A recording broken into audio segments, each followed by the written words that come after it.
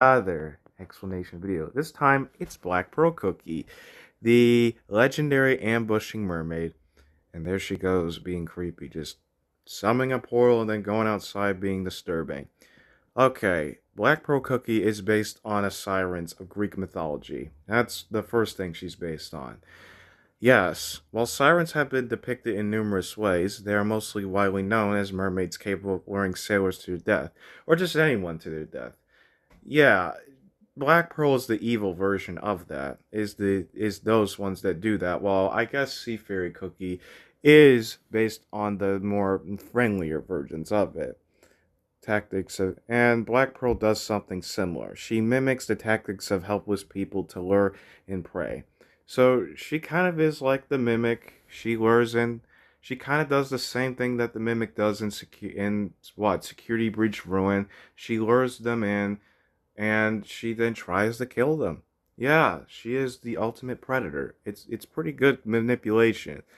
Oh, she also bears resemblance to Amiibuzo, a yokai from Japanese folklore that takes the form of a giant black humanoid whose appears at sea turns a calm ocean into a furious shipwrecking storm.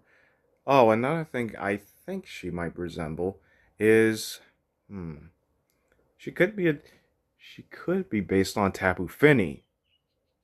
Oh no, that's Sea Fairy, whatever. Okay, and this is the second obvious thing she's based on. She may take inspiration from Ursula, the sea witch from Disney's The Little Mermaid 1989. Can you see it? Just look at her. It's pretty obvious what it is. Oh, you got the overall black and evil color palette. You got her taking refers I think she refers the sorbet shark cookie to a silly, naive kid who wants to become a cookie, referring to sorbet shark cookie and implying that she is responsible for the ability for the transform. In the film, Ursula gives Ariel a pair of legs in exchange for her voice, similar to how sorbet shark is unable to speak coherently while in cookie form. Her spontaneous extreme growth as a result of her transformation and rage is similar to Ursula doing the exact same power of Triton's. Hey, and Black Pearl Cookie is holding a scepter that kind of looks like a trident, so who really knows? Who really knows? Black Pearl's cookie may be inspired of the Pirates in the Caribbean Curse of the Black Pearl's titular ship, the Black Pearl. Remnants of the Black Pearl are cursed to be undead, possibly in Candy Diver Cookie's appearance. And Black Pearl Cookie's whole theming is she's a shadow of her former self. Yeah, a ghost of her former self. And she kind of does look ghostly. I mean, one of her costumes resembles the Grim Reaper, for goodness sake. I mean, have you seen it? More Black Pearl's cookies seem to be based, and also Black Pearl Cookie's powers seem to be based on Calypso from Pirates of the Caribbean: A World's End, who is able to upsize their appearance as well as summoning maelstroms and lightning. Why is Black Pearl Cookie not Dark type? Why is she not Dark type? Come on. Like, that would make her more useful. Like, seriously. And it would make sense. She's controlling evil oceans, darkness. And she gets a dark aura when she has her meter filled in her crystal gem. Why not? It doesn't make any sense at all.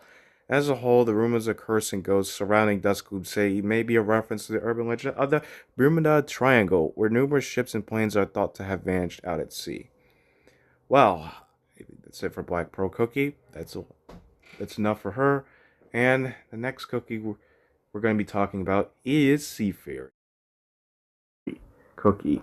Sea Fairy Cookie as a whole is a clear reference to The Little Mermaid by Hans Christian Andersen. Her fate of turning into sea foam upon releasing her sword is likely a reference to the ending of the original Little Mermaid story. Not the one by Disney, but the one that the Disney movie is based on. In the story, the mermaid is to turn to sea foam if her beloved prince were to marry someone else. To prevent this from happening, her sisters gave her a dagger to use to kill the prince before he can marry. The mermaid cannot bring herself to do that, and instead casts away the dagger immediately afterwards, melting into sea foam. By extension, this other thing she could be based Sea Fairy Cookie could be inspired by are Undines.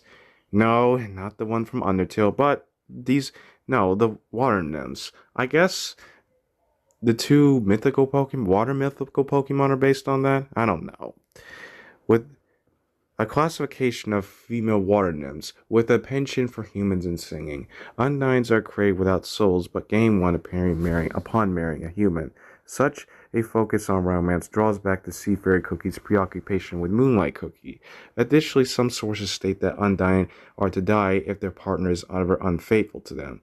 This could relate to Sea Fairy Cookie's lifeline of a sword, which can be seen as a metaphor for its holder's hope and motivation towards reaching her love. Seafarer Cookie is known to sing over waters like Undines as well, as seen in Scene Breeze Flowing Through the Stars. You should check that out. Lastly, Seafarer Cookie's original Korean name, Baba Yojion Cookie, is notably similar to the Korean word for Undine or water nymph, Muli Yi Yoyong. The term Yo Yoyon can be accurately translated to English as either fairy or nymph.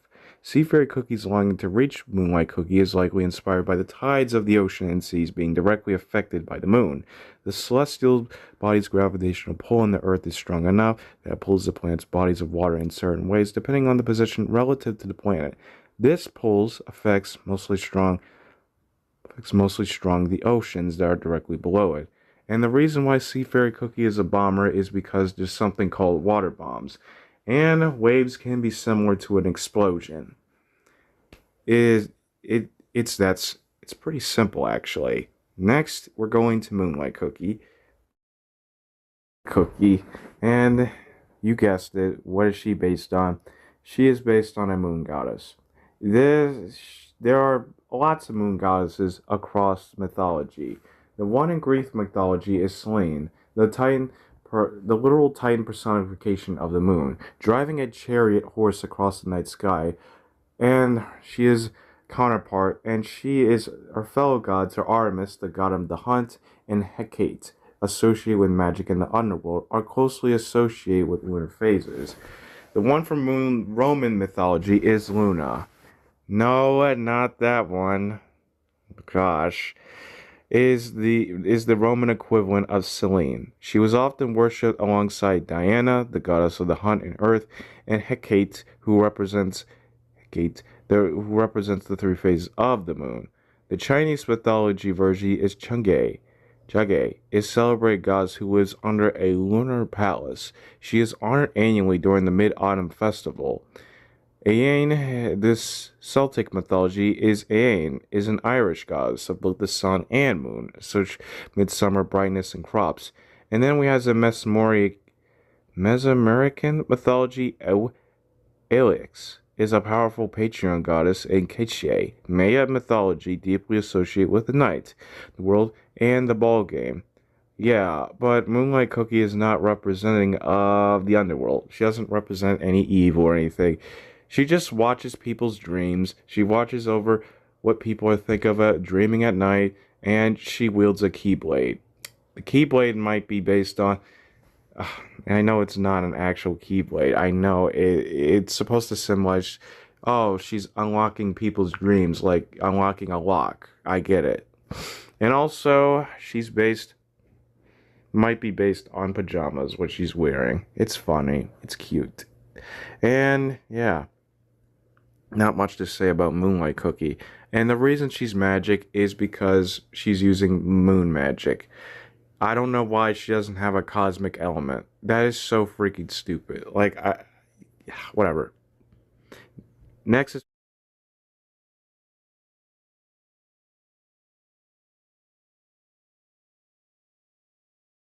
it's like Stormbringer Cookie had. We have a lot to talk about this one. And she takes a lot of inspiration from a lot of different sources.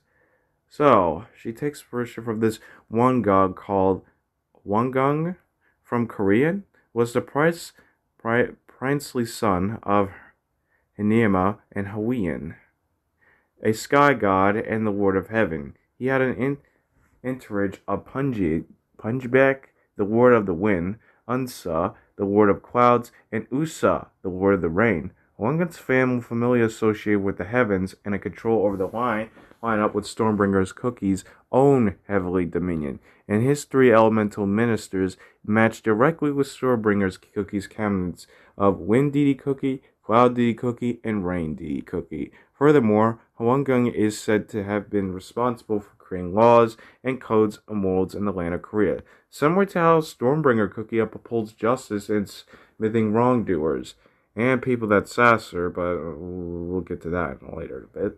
Focusing on the god subordinates, Punchback was said to have seniority and or a higher amount of power compared to the other two deities. This mirrors Wind Deity's Cookie's close relationship with Stormbringer, and Wind Deity Cookie's ability to speak more freely towards her. Moreover, Punchback is often depicted in modern media as always holding a hand fan, which like Wind Deity Cookie. Overall, Stormbringer Cookie being inspired by a mythical Korean figure of high import, especially one directly related to the creation of Joseon, correlates with her headquarters being in the Dark Cacao Kingdom, a land heavily based on Joseon-era Korea. We'll talk more about that decade when we get to Dark Cacao Cookie and all of them. We'll talk more about that. Now we're going into Angio. It is possible that Stormbringer Cookie takes inspiration from Hwang's wife, Onigiro, as well. The origin tale of Angio tells that she was once a bear who was transformed into a human woman after sustaining herself on just 20 cloves of garlic and a bundle of mugwort for 21 days. The protrusions atop Stormbringer Cookie's head may in fact be bear ears, or made to resemble such. Her color scheme is quite that of a black and yellow bears like Asian black bears, or the sun bear. If nothing else, Onigyo may have influenced Stormbringer Cookie's more feminine presentation. And Stormbringer Cookie kind of looks like a mouse in some cases. She kind of looks like Mega Raichu. Oh wait, Mega Raichu came out after her, so no. Alright, Gungenshin. Besides citing specific figures of inspiration, it can be assumed that Stormbringer also takes thematic inspiration from Gungenshin, which are military gods in Muslim, such as General Hawake. These spirits are divine commanders over war, often harboring elemental powers and being referred to the signifying honorific Jang-gun, signifying that they are military generals. This connects to Stormbringer Cookie through her similar mystical power over lightning and viscerous control of the wind, clouds, and rain through her underlying deities. Along with this, Stormbringer Cookie's original Korean name, Nosen Mujang Cookie, contains a Hangul photicized version of the Hanja, which translates to military general in English. This directly mirrors Gungenshin's positions as war generals. Lastly, Gungenshins are often depicted as having Waldo Glavies, Korean for something, as their weapon of choice, and Stormbringer Cookie's Heaven Splitter is directly referred to as a Waldo in Korean text of Cookie Run Kingdom, Electric Waldo. And she gets some Chinese inspiration in there. How lovely is that? Lovely. Alright, Neza. By Neza, a mythical deity and numerous facts of beliefs including Chinese Buddhism, Confucianism, Taoism, and Chinese folk religion. The most immediate similarity between he and Stormbringer Cookie are those of their physical appearances. Like Stormbringer Cookie, Neza is almost always depicted with two buns atop his head, a belt or other rolling or floating around his waist, a golden Kiagan Kwan, universe Kigan ring, traditional Chinese on one of his arms, Chinese lettering on his arms, and the floating Himalayan artillery sash about his elbows, the latter two signifying his divinity. Stormbringer Cookie uses her Heaven Spirit glaive is also quite similar to Neza's emblematic Huao Jiang Qigan fire-tipped spear, but hers is speared with electricity, whilst his is speared with fire.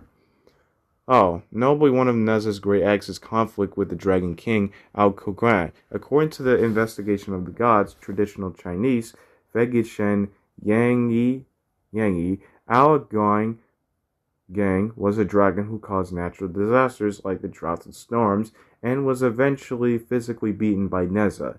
These occurrences reflect Stormbringer's Cookies with the battle of the black and white dragon for causing unrest in the world's landscape and covering its sprawl. Due to its feats, Neza is often considered a harbinger of justice, much like Cook Stormbringer herself. Alright. Liagonin Linshi. Liang Liagong Lixin is a thunder god in Taoism and Chinese mythology. This deity's main duty is to smite evildoers, both of the moral and spiritual varieties. Like Huagan, he had subordinates with masteries over wind, clouds, and rain.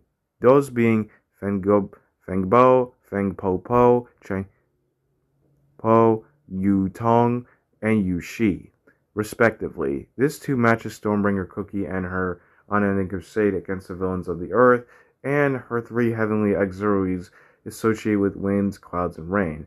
More on the latter, the tools used by these three deities partly match those used by the Chinese equivalent, or at least one of the other deities in the group. For example, Yu Shi, the master of rain, was said to use a sword to summon rainstorms, with Rain Deity Cookie also having something resembling a sword as implement. While Feng Bo is the master of wind, he carries similar to a Cloud Deity Cookie's own bags of good, clouds. There is also Falian, traditional Chinese simplified Chinese, a wind spirit who eventually became known as one with the same with Feng Bo, who has an avian body much like Wind Deity Cookie. And there's not much other inspiration outside that, though not particularly Korean Chinese tradition. The phenomenon of thunder gods slaying a serpent or dragon, much like Stormbringer versus the black and white dragon, is one of that is hugely pervasive throughout many of the world's separate mythologies. Oh, and the reason why she's a charge is because lightning can charge. That's an obvious pun. Well, not obviously. She is slamming it into people and she is swinging around, so she is using that to fight. I mean, I don't know what separates her from magic because she's not really shooting it, but she is using a cloud to shoot lightning down, so I don't know. She did just summon a cloud. Anyways, next is Frost Queen Cookie now, and what she's based on is Hans Christian Andersen's fairy tale of the Snow Queen. Yeah, she is based on the titular Snow Queen. She is an analog, and Cotton Cookie is the protagonist, Garrett, and Sherbet Cookie is the spirited away Kai in the storyline. So basically, Frost Queen Cookie, Cotton Cookie, and Sherbet Cookie are just a modern day version of that tale, of that story. I mean, it's interesting. Not much to say about her, unfortunately, as much as I thought. Oh, she's magic because she's a magic cookie. Because what do you think? Come on, look at her. Next is Stormbringer Cookie. Spirit here, and it looks like he's based on a lot of stuff. Let's just look at his name. Fire Spirit Mythology. Fire spirits and deities embody both the creative warmth of hearts and the destructive fury of volcanoes and lightning. Yes, that is why Fire Spirit Cookie lives inside of a volcano or near a volcano. Across global mythologies, these entities range from elemental guardians and tricksters to all-powerful creator gods who command the primeval forces of nature. Yes, Fire Spirit is a god of nature. He's the legendary that represents nature. Yeah, this is actually pretty interesting, pretty accurate.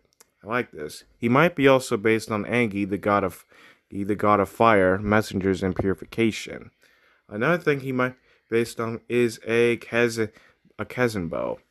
Yes, a yokai and Greek kai in mythology that has a body made of fire. His body is made of fire.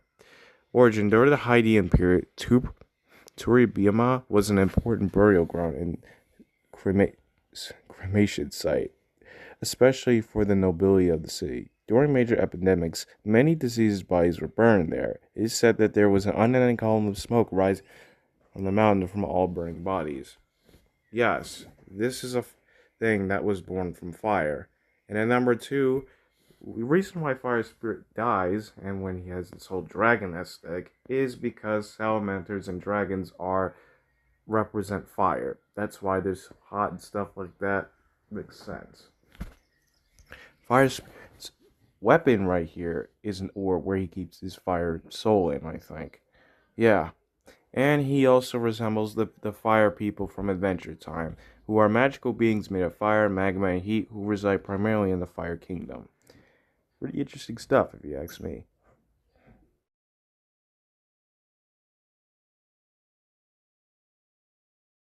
Archer is based on a wind spirit. Wind spirits and deities represent the duality of nature across global mythologies, symbolizing gentle life, giving breezes, or destructive, chaotic storms. Yes, Wind Archer represents the former. He is a gentle soul, but he will fight when someone does mess with the forest or messes him in general. Wind Archer's whole bow and arrow thing going on. Yeah, I guess bow and arrows do represent the wind, as they are fast and but they are silent. You can't really hear a bow and arrow when it's coming, like a gun. A gun you can hear the explosion, but but a bow and arrow, no, you can't hear it unless you're really close to it. Oh, and Windbone's bows are in Minecraft dungeons, and the weapon from the Howling Peaks DLC that creates wind helices pulling enemies closer. Call of Duty Black Ops 3, the fan favorite upgraded bow, Wrath of the Ancients Outdoor Escamarine map featuring tornadoes, bow echo, mythology, a rare signature of a severe weather system or squall line shaped like an archer's bow, and the white wolf archery, the make of special wind warrior recurve bow. Yeah, and also, Wind Archer Cookie seems to be based on Peter Pan. Actually, Robin Hood. He seems to be based on Robin Hood. Yes, he's based on Robin Hood. There's not much else to say. Oh, and one of his costumes looks more appropriate. The reason is he's green is because, get this, he is a forest wind elemental. He's not like white or anything like that. He is just green. I mean, that makes sense. I could actually see where coming from. It actually does make a lot of sense why he is green. So, it does make sense. So, Millennial Tree Cookie is based off of a half deer, half human. The most obvious is a deer woman, a powerful spirit in nature and American folklore, particularly among tribes like Cherokee, Choctaw, and Lakota. Kota. She is often depicted as a beautiful woman who shifts into or has the legs and hooves of a deer, acting as a protector of women and children or a seductress of wandering men. Well, Millennial Tree doesn't do any of that. Well, he does protect the forest, but he's a guy, not a woman. He looks like a woman, yes. He has the eyelashes of one, but he's not one, so there's another thing he could be. A servitor. A term used in modern day fantasy role playing like centaur like creatures that have the upper body of a human and the lower body and legs of a deer, which is not Millennial Tree Cookie. He could be based of fawns and setcheries. While traditionally associated with goats, half human, half goat, fawns are sometimes depicted with cervine deer features in some modern interpretations. That's not him. That's from Reddit r/world building. Oh, and he might be based on the movie Sweet Tooth. The popular Netflix series features a post-apocalyptic world populated by human-animal hybrids, and the main character Gus, being half boy and half deer. That's not him either. I think Millennial Tree Cookie came out before all that, so yeah, he's his own thing. He has tree antlers that on his head that look like deer antlers. Yes, he looks more like a deer than a certain other character in popular media, but I'll talk about that, but we're not going to get into that right now. He could be also inspired by Lilia from League of Legends. Yeah, a fellow deer creature, but this time she is a servitor. She's a centaur of, you guessed it, a deer. Yeah, as I'm showing you the image. So, she is a servitor of a deer. Oh, and Millennial Tree is a grass elemental. Yes, he's a grass elemental. And he's based on various trees. He kind of looks like a tree himself. This is actually a pretty good design, I'll say that. I like that he's a support and he's in the front. I mean, he does play defensively. It's actually a pretty good thing. And the support is because he heals while he is protecting. I don't know why they shouldn't just make him a defense. If Cookies could use two fighting styles, I know which he would use, but you know what? I digress. Anyway, that's it. Timekeeper Cookie seems to be based on various time elements. She's inspired by clocks, and her hair is inspired by croissants. Yes, her alter ego consult. Yes, her different timeline version croissant cookie. Yeah, combines elements of croissants. Timekeeper has it in her hair. You see it? Those yellow things. Oh, and another thing she's based on as well. She's based on time travelers. I would not be surprised seeing her driving a DeLorean around. So if you see a yellow DeLorean, just know it's Timekeeper Cookie driving it. And now we move on to Sugar Swan. Sugar Swan's pretty obvious. She's based on God herself. She created all of Cookie Kind. She created everything. So, yeah, this woman's God, actually, a female version of God. And some who say that God is any gender. It could be anything. So, yeah, she's the God of creation. And another thing that she likes the balance of all good. Hey, that's something.